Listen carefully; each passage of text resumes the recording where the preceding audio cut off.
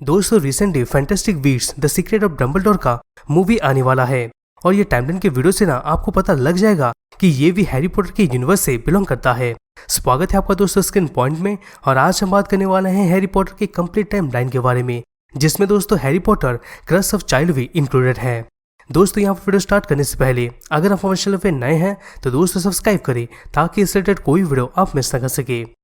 दोस्तों देखिए, मैं ना हर एक टाइमलाइन वीडियो में थोड़ा डीप जाने का कोशिश करता हूँ और दोस्तों ये टाइमलाइन वीडियो के लिए मैंने बुक्स और मूवीज का हेल्प लिया है, जिसमें दोस्तों मैं आपको बताऊंगा कि विज़ार्ड का क्रिएशन कैसे होता है, हॉगवर्ट्स स्कूल का क्रिएशन कैसे होता है, फैंटास्टिक बीट्स का स्टोरी क्या है और हैरी पॉटर यूनिवर्स की कंप्लीट हिस्ट्री के बारे में कि कैसे फैंटास्टिक बीट्स का स्टोरी कनेक्टेड होता है हैरी पॉटर से।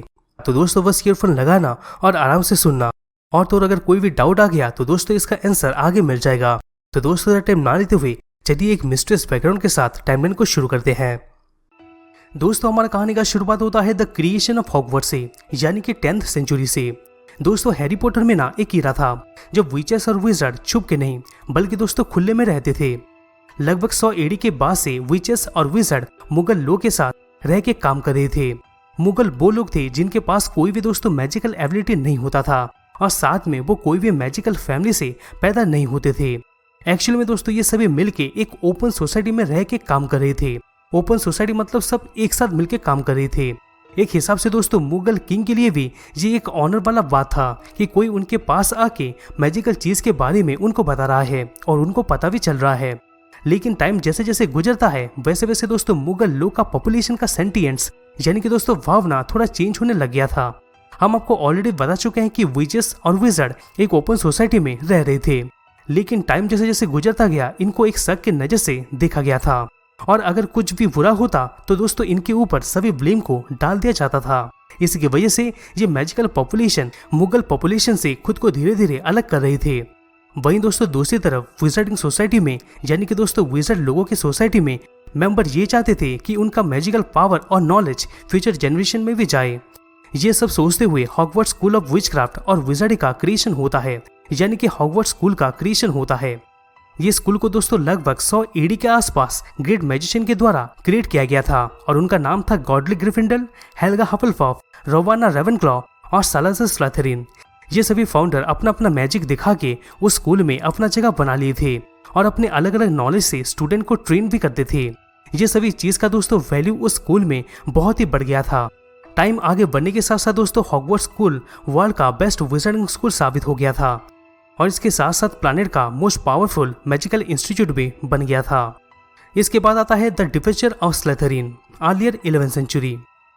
दोस्तों अगर हम नोटिस करते हैं तो हॉगवर्ट्स स्कूल के टोटल 4 फाउंडर थे और वो सभी मिलके कुछ टाइम के लिए बहुत ही अच्छा काम भी किए थे। इतना ही नहीं बल्कि दोस्तों ये सभी मिलके कई सारे स्टूडेंट्स को बहुत ही अच्छा मैजिक भी सिखाए थे। इन स्टूडेंट में से एक दोस्तों मर्लिन भी था। मतलब दोस्तों सोच के देखिए, ये मर्लिन के कॉन्सेप्ट को भी पॉटर वर्स में दिखाया गया था। लेकिन दोस्तों इन फाउंडर के बीच में दरार आना शुरू हो गया था, खास करके दोस्तों स्लिथेरिन और ग्रिफिंडर के बीच में। ग्रिफिंडर का ये मानना था कि हॉगवर्ट्स के स्कूल में स्टूडेंट का क्वालिटी देख के एंट्री होगा और सिर्फ वही स्टूडेंट इस आर्ट का एकदम वर्स्ट नॉलेज ले सकते हैं। वहीं दोस्तों स्लिथेरिन का ये मानना था कि ये स्कूल में सिर्फ वही स्टूडेंट सीखेंगे जो प्योर ब्लड्स के होंगे, यानी कि जो विज़ार्ड फैमिली से जन्म लिया होगा वही ये स्कूल में आके सीख सकता है। वहीं दोस्तों बाकी के फाउंडर्स इंक्लूडिंग ग्रिफिंडर का ये मानना था कि ये स्कूल सभी स्टूडेंट्स के लिए खुला रहना चाहिए, जैसे कि दोस्तों हाफ ब्लड्स और मुगल ब्लड्स। यहाँ पर दोस्तों हाफ ब्लड का मतलब ये होता है कि एक पेरेंट मुगल का और दूसरा पेरेंट विज़ार्ड का, और मड ब्लड मतलब दोस्तों वो विज़ार्ड जिनके मगल पेरेंट होते हैं। एक्चुअली में दोस्तों ये बहस वाला इशू इतना बढ़ गया था कि स्लिथेरिन गुस्से से वो स्कूल को छोड़ दिया था। स्लिथेरिन के स्कूल छोड़ने के कुछ साल बाद ये अफवाह फैल गया था कि स्लिथेरिन हॉगवर्ट्स स्कूल के अंदर एक सीक्रेट चैम्बर बनाया था जिसमें एक मॉन्स्टर का अरेस्ट करने का जगह था और वो उस चैम्बर का रखवाली कर रहा था और वो मॉन्स्टर का नाम था दोस्तों वेसेल्स, वो बड़ा सा सांप।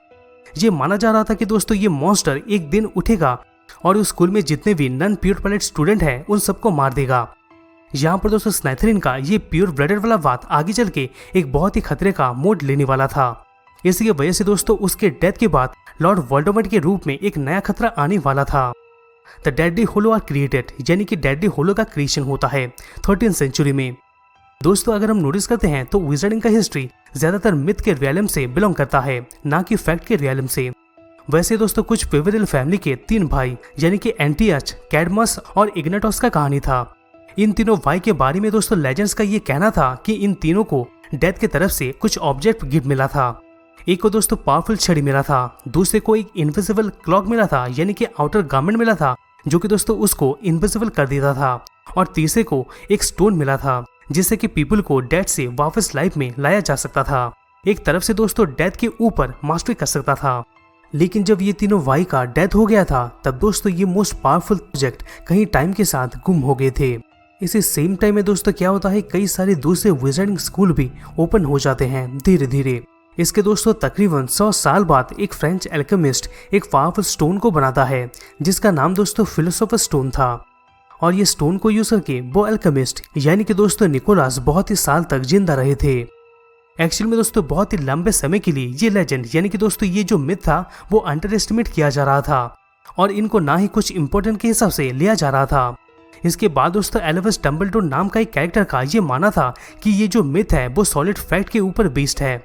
यहाँ पर थ्योरी में डंबलडोर ये बोले थे कि स्टोरी में ये तीनों भाई गिफ्टेड मैजिशियन है जो कि 13th सेंचुरी में 3 मोस्ट पावरफुल मैजिक ऑब्जेक्ट को बनाने में सफल रहे थे डेथ के मदद से।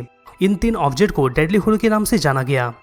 इन सभी का कॉम्बिनेशन के जरिए कोई भी खतरे से या तो हार्म से बचा जा सकता था। कुछ साल के दौरान दोस्तों इन 3 डेडली होलो में से एक वो छड़ी कुछ ज्यादा ही पॉपुलर हो गया था। उस समय दोस्तों ये विश्वास किया जा रहा था कि वो छड़ी अभी तक का सबसे पावरफुल छड़ी है और इसके वजह से इसका कंट्रोलर कोई भी डुएल मैच में जीत को हासिल कर सकता है।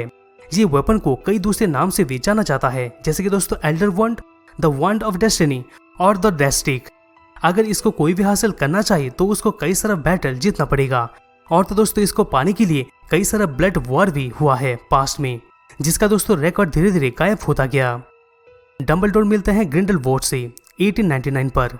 दोस्तों अगर हम देखते हैं तो कई सालों से हॉगवर्ड कई सारे ग्रेटेस्ट विचेस और विजर का घर रहा है, लेकिन दोस्तों उन सभी में से सबसे ग्रेटेस्ट एल्विस डंबलडोर थे जो कि हॉगवर्ड स्कूल में 11 साल की उम्र में ही 1892 को आए थे। एकदम शुरू से हॉगवर्ड के टीचर ये जाने थे कि एल्विस में कुछ तो अलग और यूनिक चीज है बाकी सबके मुकाबले। एल्विस के लिए दोस्तों उस स्कूल में बहुत ही अच्छा और ज्यादा स्कोप था क्योंकि दोस्तों उनके लिए विजर को लेके कई सारा फ्यूचर प्रेडिक्शन भी लगाया गया था। जो कुछ भी हो दोस्तों प्रेडिक्शन लगाया गया था एक्चुअली में वो सब सच भी हुआ था।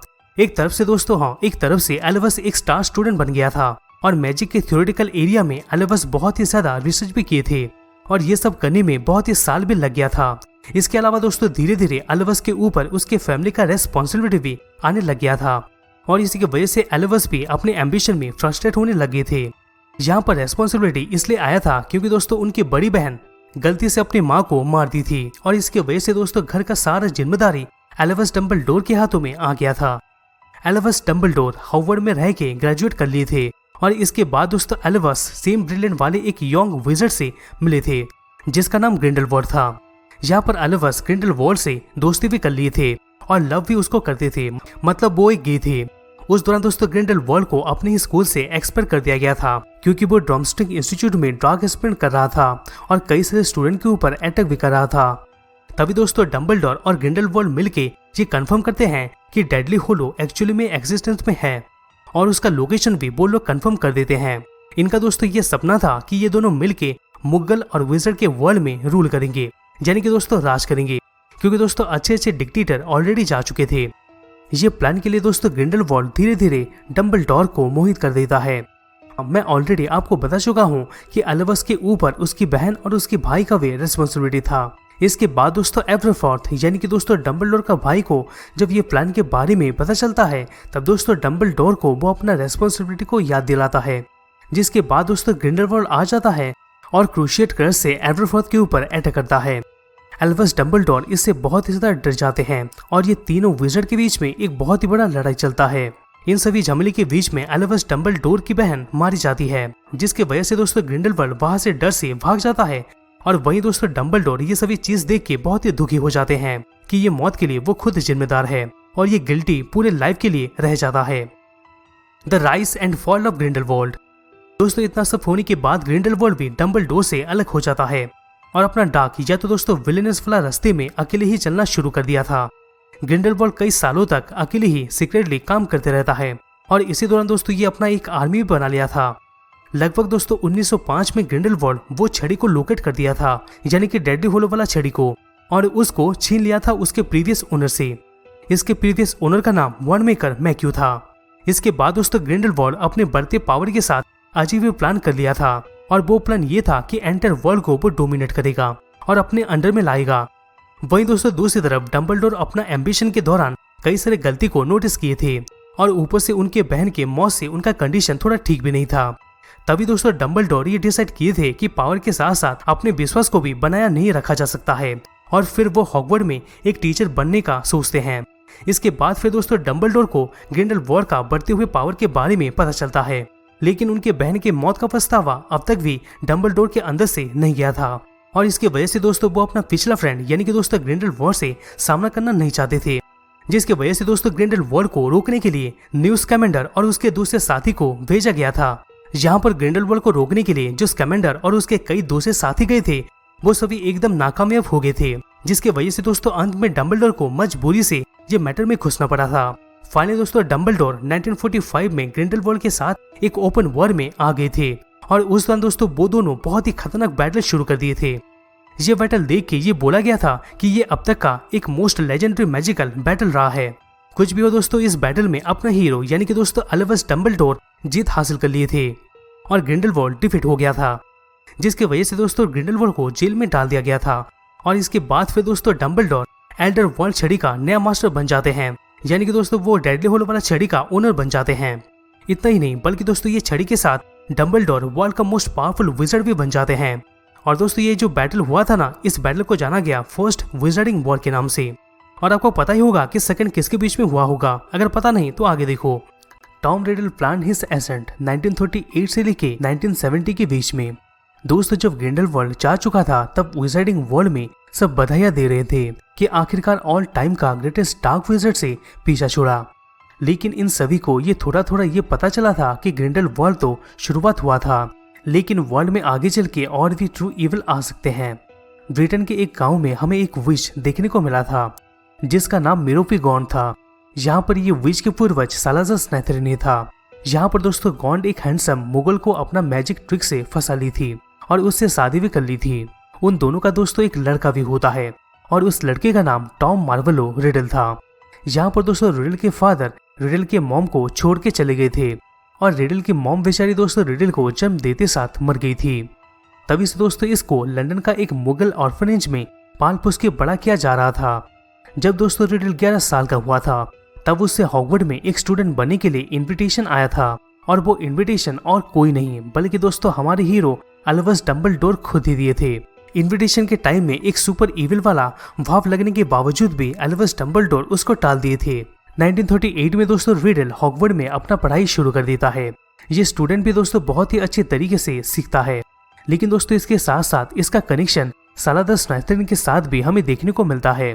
एक्चुअल में दोस्तों रिडल सालाज़र स्नैथरिन का प्योर वाला ब्लड कंसेप्ट से बहुत ही ज्यादा इंस्पायर हो गया था, जबकि दोस्तों रिडल खुद ही एक हाफ ब्लडेड था। खैर दोस्तों रिडल और भी ऐसे लोगों को खोज लिया था जो सालाज़र स्नैथरिन के बात से सहमत थे। रिडल उन सभी लोगों को एक साथ जमा कर लिया था। एक हिसाब से दोस्तों देखा जाए तो रिडल स्नैथरिन का ये प्योर ब्लडेड वाला बात पूरा उसके दिमाग में चढ़ गया था। वो स्पेंड करता था फ्री टाइम रेस्ट्रिक्टेड एरिया में, और दोस्तों वो स्लग हन का एक फेवरेट स्टूडेंट भी था। एक पार्टी में वो स्लग हन से हॉर्क्रक्स के बारे में जांच किया। यहाँ पर दोस्तों मैं आपको बता दूं कि हॉर्क्रक्स एक ऐसा ऑब्जेक्ट होता है जिसमें दोस्तों डार्क विज़ार्ड अपने सोल को हाइड कर सकते हैं किसी एक को मार के इमॉर्टल होने के लिए। यहाँ पर एक सोल के फ्रैगमेंट्स को 7 अलग अलग पार्ट में स्प्लिट करने का आइडिया को टॉम प्रोफेसर के सामने रखा था, जिससे कि दोस्तों प्रोफेसर बहुत ज्यादा डर गए थे और ये चीज को वो किसी को नहीं बोले थे। कुछ साल के बाद दोस्तों क्या होता है, टॉम वो चैम्बर को खोल देता है और बेसिल को फ्री कर देता है, जिससे कि दोस्तों वॉरेन का मौत होता है। इन्वेस्टिगेशन के दौरान टॉम रूबियस को ब्लेम करता है और कहीं फंस ना जाए वो चैम्बर को बंद कर दिया था, जिससे कि दोस्तों रूबियस को हॉगवर्ड स्कूल से एक्सपेल कर दिया जाता है। यहाँ पर दोस्तों ये हॉगवर्ड में एक के बाद एक हेराक्रॉस बना रहा था, जिसमें दोस्तों उसका डायरी भी एक था और एडिशनल 3 आप देख सकते हैं। खैर दोस्तों इसके बाद रिडल हॉगवर्ड से ग्रेजुएट हो जाता है। ग्रेजुएट करने के बाद दोस्तों रिडल नेक्स्ट कुछ डिकेड्स डीपली डार्क आर्ट्स में लगा दिया था। रिडल का अपना खुद का एक्सपीरियंस उसको बहुत ही चेंज कर दिया था। ये मैन्युअली और फिजिकली बहुत ही चेंज हो गया था। इसके बाद दोस्तों लास्टली वो अपने ही एक्सपेरिमेंट के जरिए एक खतरनाक डार्क विज़र्ड बनने में सक्सेसफुल रहा था। यानी कि दोस्तों इसके बॉडी का एवरेंस एक सांप जैसा हो गया था और नाक भी नहीं था। यही सक्सेसफुल और खतरनाक डार्क विज़र्ड बनने की वजह से दोस्तों इसको फिर लॉर्ड वोल्डेमॉर्ट के नाम से जाना गया था। अब आता है the rise and first fall of Lord Voldemort. दोस्तों लॉर्ड वोल्डेमॉर्ट का आइडेंटिटी को लेने के बाद रिडल और भी कई सारे अपने फॉलोअर्स को अपने साथ ऐड कर लेता है, जैसे कि दोस्तों जायंट्स, डिमेटॉर्स, वेयरवुल्व्स और सभी टाइप्स के डार्क मैजिकल क्रिएचर्स को वो अपने साथ ले लिया था। इससे दोस्तों रिडल अपना नेटवर्क पहले से और भी ज्यादा बढ़ा लेता है और अपना एक आर्मी ही तैयार कर लेता है, जिनको बोला गया डेथ ईटर। यहाँ पर ऐसा होना एक बहुत ही बड़ा खतरा का संकेत था और सही में दोस्तों रिडल उन सभी को ये कमांड दिया था कि वो सभी ब्रिटेन में जाके विजिटिंग वर्ल्ड के ऊपर अटैक कर दें। इस अटैक में दोस्तों रिडल यानी कि वोल्डेमॉर्ट खुद भी शामिल था।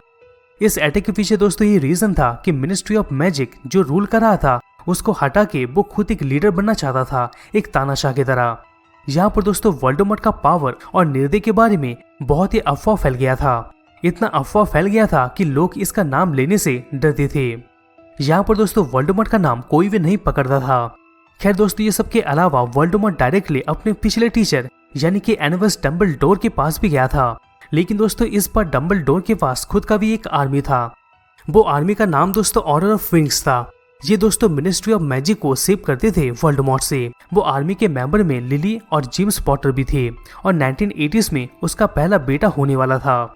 उसी सेम टाइम में एक भविष्यवाणी भी किया गया था साइविल के द्वारा कि लिली और जेम्स पॉटर का जो बेटा होने वाला है वही लॉर्ड वोल्डेमॉर्ट का डिफीट होने का कारण बनेगा। इसी बीच में दोस्तों वोल्डेमॉर्ट और भी कई सारे हेरोक्स को क्रिएट किया था। 1981 में दोस्तों क्या होता है, वोल्डेमॉर्ट ये सब जान के डायरेक्टली पॉटर के घर में जाता है, लिली और जेम्स को मार भी देता है। इतना ही नहीं बल्कि दोस्तों लिली के बेटे को मारने के लिए एक क्रश भी किया था और ये क्रश की मदद से वो पास्ट में वो बहुत सारे लोगों को मार भी चुका था।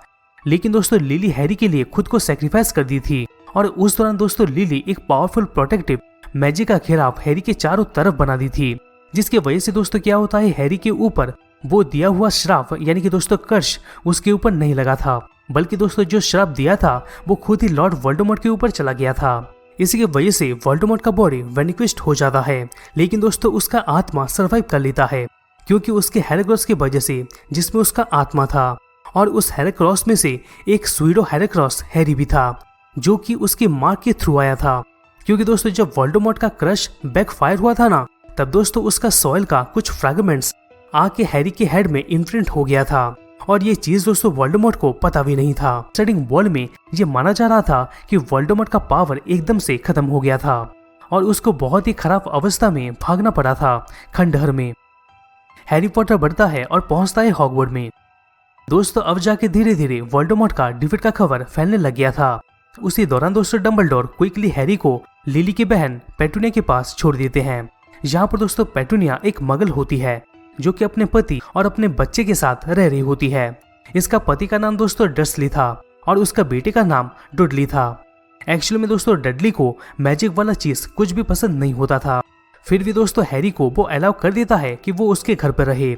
यहाँ पर हैरी का बचपन डर्सली के साथ उतना अच्छा नहीं रहा था, बल्कि दोस्तों उसका बचपन हार्टनेस से गुजरा था और जितना अच्छा एक बचपन होना चाहिए उतना अच्छा हैरी का बचपन नहीं गुजरा था।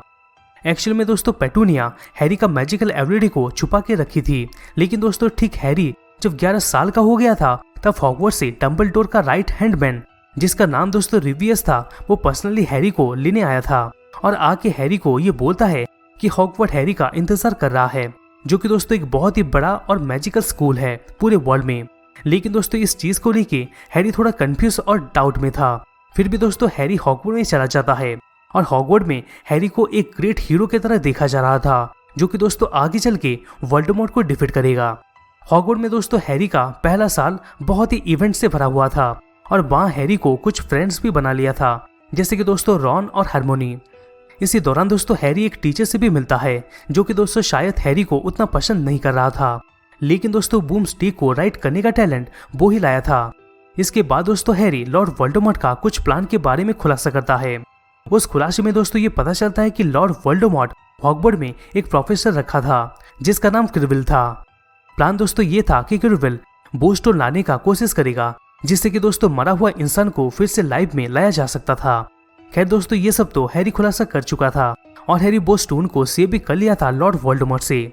इसके अलावा दोस्तों, डंबलडोर हैरी को ये भी वार्न किए थे कि जो भी करना है संभल के करे, क्योंकि वोल्डेमॉर्ट अभी तक पूरी तरीके से डिफीट नहीं हुआ था और इसकी वजह से विज़ार्डिंग वर्ल्ड के ऊपर भी अभी तक खतरा नहीं टला था। खास करके दोस्तों, हैरी के ऊपर और भी खतरा आ सकता था अगर वोल्डेमॉर्ट वापस आ गया तो।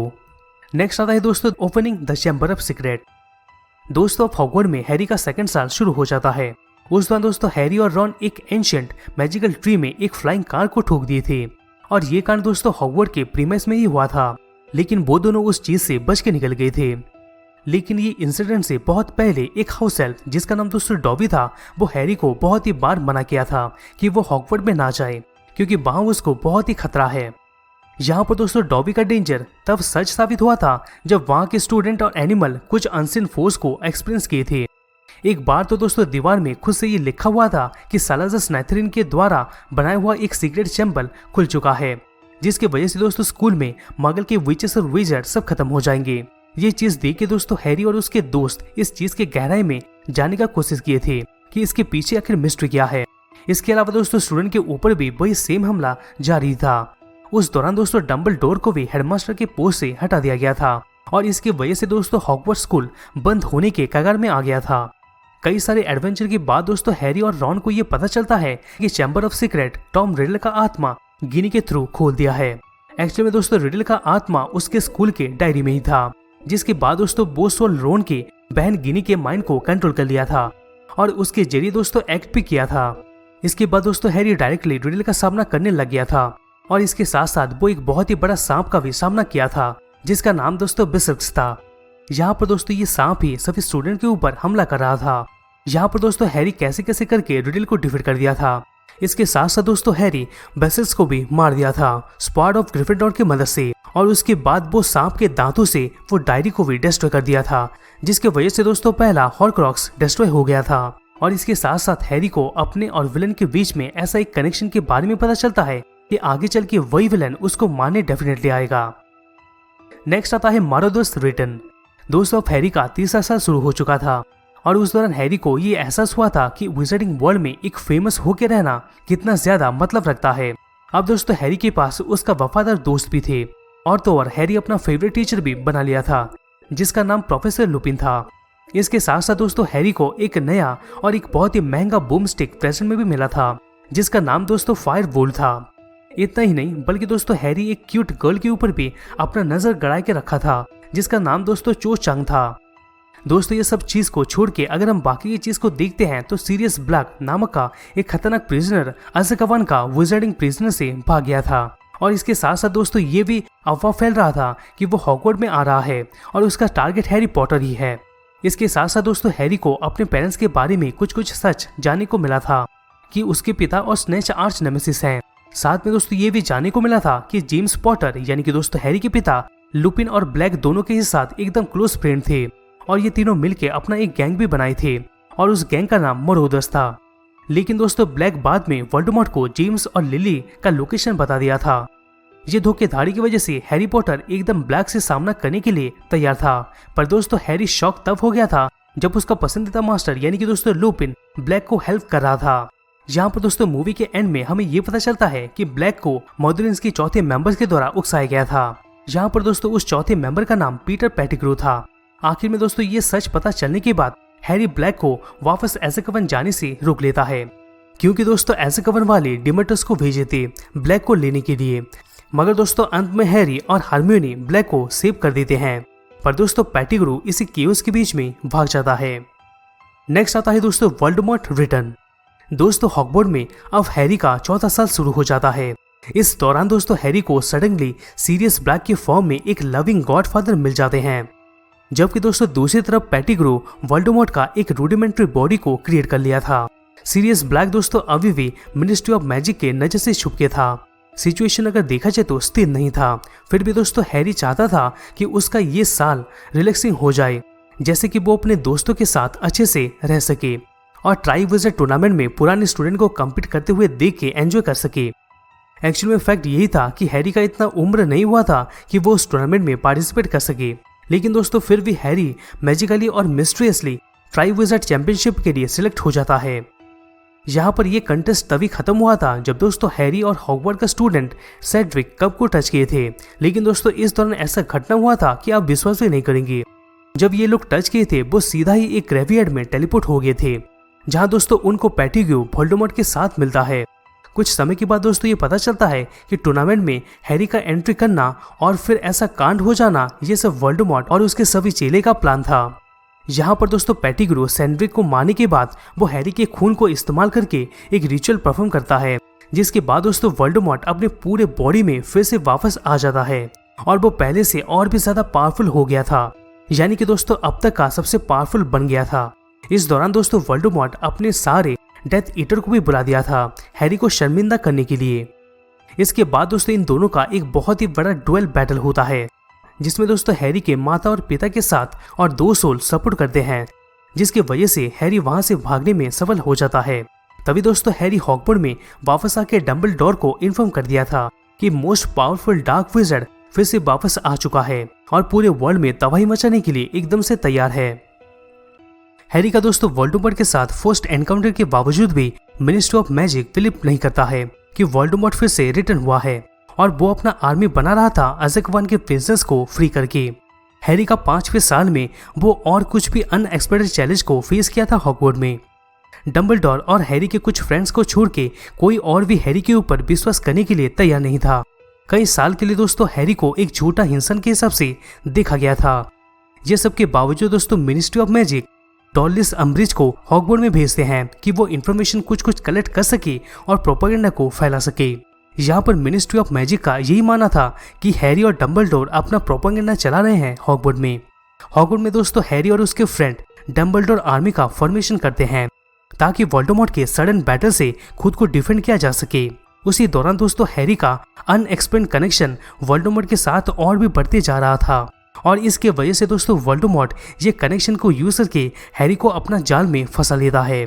इस दौरान दोस्तों हैरी वोल्डेमॉर्ट का डेथ ईटर मेंबर से घिरा हुआ था, लेकिन दोस्तों हैरी और उसके फ्रेंड को ठीक टाइम में ऑर्डर ऑफ फिनिक्स आके बचा लेते हैं।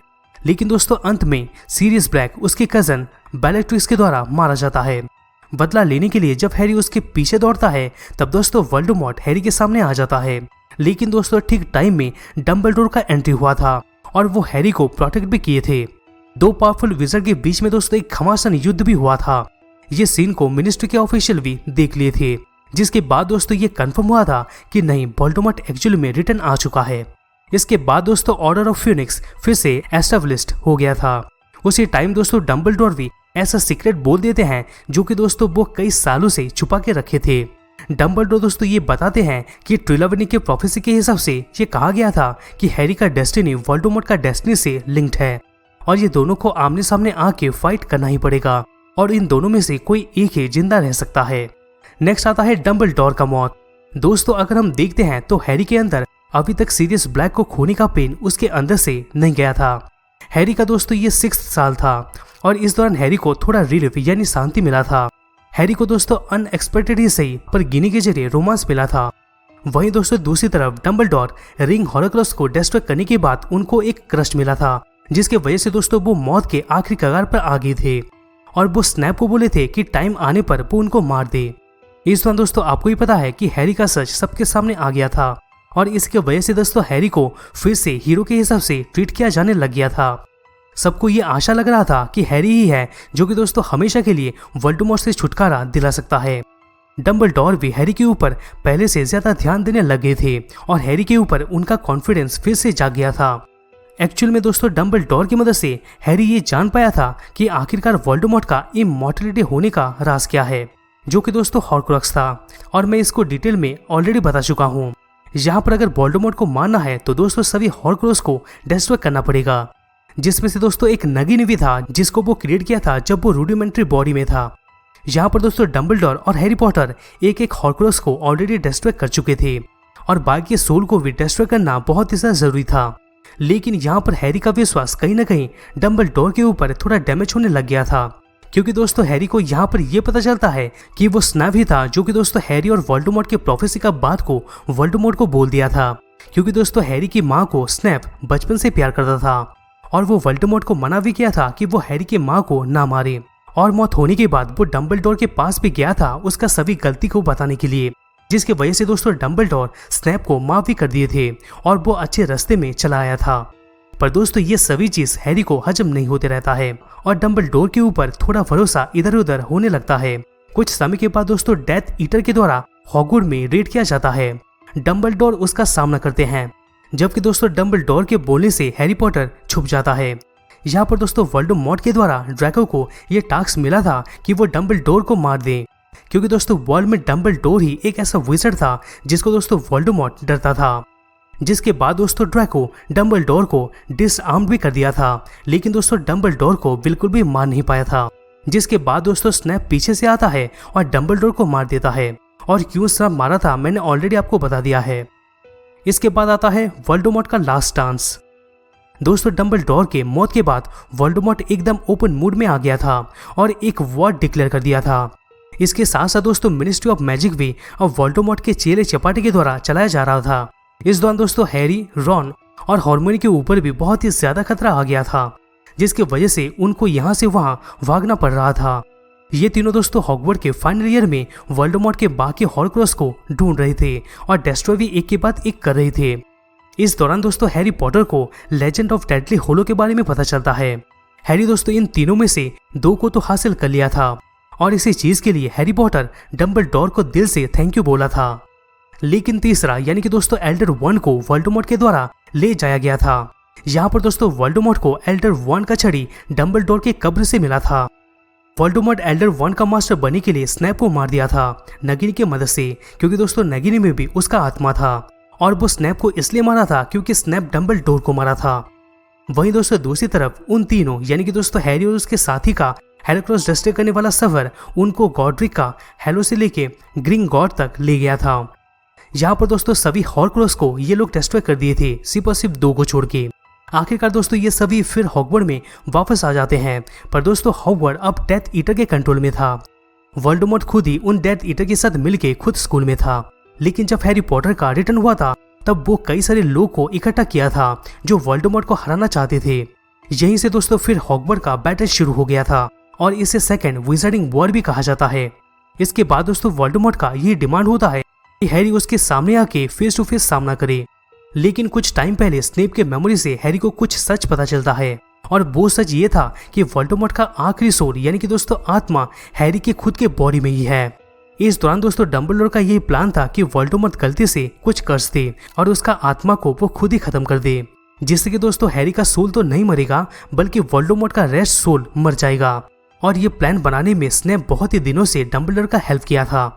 आखिरकार दोस्तों ये प्लान तब रंग लाया था जब वोल्डेमॉर्ट अनजाने में ही फिर से मरने का कर्ज दे दिया था हैरी के ऊपर, जिसकी वजह से दोस्तों हैरी के अंदर वोल्डेमॉर्ट का आत्मा मर गया था और लास्ट आत्मा यानी कि दोस्तों हॉर्क्रोक्स जो कि दोस्तों नगिनी था उसको भी मार दिया गया था नेविल के द्वारा स्वॉर्ड ऑफ ग्रिफिंडर की मदद से, जिसकी वजह से दोस्तों वोल्डेमॉर्ट पूरी तरीके से वल्नरेबल हो जाता है। और अंत में दोस्तों जब वोल्डेमॉर्ट एल्डर वन छड़ी की मदद से हैरी को मारने का ट्राई किया था तब दोस्तों एल्डर वन छड़ी वो स्पेल को रिजेक्ट कर दिया था, क्योंकि दोस्तों कुछ समय पहले हैरी ड्रैको को डिसआर्म कर दिया था और ड्रैको डंबलडोर को डिसआर्म कर दिया था, जिसकी वजह से दोस्तों एल्डर वन छड़ी वफादार हो गया था हैरी पॉटर का, जिसकी वजह से दोस्तों वोल्डेमॉर्ट का स्पेल खुद के ऊपर चला जाता है और वोल्डेमॉर्ट पूरी तरीके से मर जाता है। The post Voldemort year. दोस्तों यहाँ तक का इवेंट ना हमें मूवी में जानने को मिला था, लेकिन दोस्तों ये चीज को बुक में आगे बढ़ाया गया था कर्स ऑफ चाइल्ड की बुक में, जो कि दोस्तों कैनन या नन कैनन है मुझे पता नहीं है, बस आप स्टोरी को समझ लो। और हाँ दोस्तों फुटेज का प्रॉब्लम तो ऑब्वियसली आएगा क्योंकि दोस्तों ये बुक है ना कि मूवी। बहुत टाइम के बाद दोस्तों वोल्डेमॉर्ट का डिफीट की वजह से विजार्डिंग वर्ल्ड रिकवर की तरफ चल रहा था। हैरी और उसके दोस्त को लेजेंडरी हीरो के हिसाब से जाने जा रहा था। फिर भी दोस्तों उसके दिमाग में अभी तक कुछ तौरमा चल रहा था, क्योंकि दोस्तों डार्क लॉर्ड का आर्मी से कई सालों से लड़ते लड़ते बहुत सारा लॉस भी हुआ था और कई सारे कैरेक्टर्स का मौत भी हुआ था। हैरी के कई सारे फ्रेंड्स मर भी चुके थे, लेकिन दोस्तों फिर भी विजार्डिंग वर्ल्ड के लिए तो Harry he source of strength है। हैरी फिर जाके ये डिसीजन लेता है कि उसको एल्डर वर्ल्ड छड़ी में अपना हक जमाना छोड़ना होगा और फिर जाके दोस्तों वो छड़ी को वो अपनी छड़ी से रिपेयर करके मॉडिफाई करके डंबलडोर के कब्र में रख दिया था। लेकिन दोस्तों मूवी में हमें ये सब दिखाया नहीं गया है, इसको तोड़ के हैरी पॉटर फेंक दिया था, लेकिन दोस्तों बुक में कुछ और है। इसके बाद दोस्तों हैरी खुद एक ऑनर बनना चाहता था, यहाँ पर ऑरर एक डार्क विजर्ड कैचर होते हैं। इस लाइन में दोस्तों हैरी खुद को बहुत ही डेवलप कर लिया था और अपना ही डिपार्टमेंट का हेड एक यंग एज में बन गया था। इसके अलावा दोस्तों हैरी हॉगवर्ड में कुछ लेक्चर भी दिया करता था और गिनी से शादी भी कर लिया था और फिर जाके दोस्तों गिनी एक जर्नलिस्ट बन गई थी। यही से दोस्तों हैरी का फैमिली शुरू हो जाता है और इस दौरान हम 3 बच्चे ग्रो होते हुए देखे थे। नेक्स्ट आता है हैरी का बेटा और वोल्डेमॉर्ट की बेटी। दोस्तों वोल्डेमॉर्ट के डिफीट के 2 डिकेड्स बाद हैरी तो अपना ऑरर वाला रोल में था और साथ में एक हस्बैंड और फादर भी था। खैर दोस्तों हैरी का दूसरा बेटा यानी कि दोस्तों अल्बस को हॉगवर्ड में ही हार्ड टाइम से गुजरना पड़ रहा था क्योंकि दोस्तों वो उसके पिता की तरह होना चाहता था और उस समय दोस्तों अल्बस का सबसे क्लोज फ्रेंड स्कॉर्पियस ही था। स्कॉर्पियस ड्रैको का बेटा था। यहाँ पर दोस्तों कहीं ना कहीं अल्बस को स्कूल में एक आउटसाइडर के हिसाब से फील आ रहा था और इसकी वजह से दोस्तों अल्बस का रिलेशन हैरी के साथ उतना भी अच्छा नहीं रहा था। खैर दोस्तों ये सब के अलावा अल्बस, स्कॉर्पियस और उनकी नई फ्रेंड जिसका नाम दोस्तों डेल्फी होती है, वो सब मिलके एक एडवांस टाइम टर्नर में जाते हैं। ये टाइम टर्नर के जरिए ये सभी ट्राई करते रहते हैं कि वो पास्ट को बदल सके और सैंड्रिक को फिर से लाइफ में वापस ला सके, लेकिन दोस्तों उनका सभी ट्राई फेल हो जाता है और ये प्रोसेस के दौरान दोस्तों एक अल्टरनेट टाइमलाइन का फॉर्मेशन होता है। ये एक ऐसा टाइमलाइन क्रिएट हो जाता है जिसमें दोस्तों वोल्डेमॉर्ट कभी भी डिफीट नहीं हुआ था और अल्बस कभी भी जन्म नहीं लिया था। खैर दोस्तों स्कॉर्पियस तो कैसे कैसे करके अल्बस को ये सब चक्कर से वापस ला लिया था, पर दोस्तों उन दोनों को डेल्फी कैप्चर कर ली थी। एक्चुअली में दोस्तों डेल्फी और कोई नहीं थी बल्कि दोस्तों लॉर्ड वोल्डेमॉर्ट की एक नाजायज बेटी होती है। डेल्फी दोस्तों यही चाहती थी कि वो टाइम ट्रैवल करके अपने पिता के साथ फिर से मिल जाए, पर दोस्तों डेल्फी का ये प्लान एकदम अनसक्सेसफुल रहा था क्योंकि दोस्तों हैरी, गिनी, रॉन, हार्मोनी और ड्रैको अल्बस और स्कॉर्पियस का हेल्प किए थे कि प्रॉपर टाइमलाइन मेंटेन हो जाए। फिर जाके दोस्तों वोल्डेमॉर्ट एक और बार डिफीट होता है और डेल्फी को अज़काबान भेज दिया जाता है, जिसके बाद दोस्तों अल्बस और हैरी का बॉन्ड एकदम से अच्छा हो जाता है। खैर दोस्तों यही था complete story of Harry Potter timeline के बारे में। दोस्तों वीडियो को कैसा लगा और नेक्स्ट आपको कौन सा टाइमलाइन चाहिए कमेंट बॉक्स में जरूर कमेंट कर दीजिएगा, क्योंकि दोस्तों ऐसे टाइमलाइन वीडियो मैं इस चैनल पे लाते रहता हूँ। दोस्तों अगर वीडियो अच्छा लगा तो प्लीज वीडियो को लाइक करना मत भूलिएगा, जिससे हमें मोटिवेशन मिलता रहेगा और हम तक ऐसी ऑसम कंटेंट पहुंचाते रहेंगे। तो दोस्तों हमसे वापस मिलते हैं किसी दूसरे नए वीडियोस में।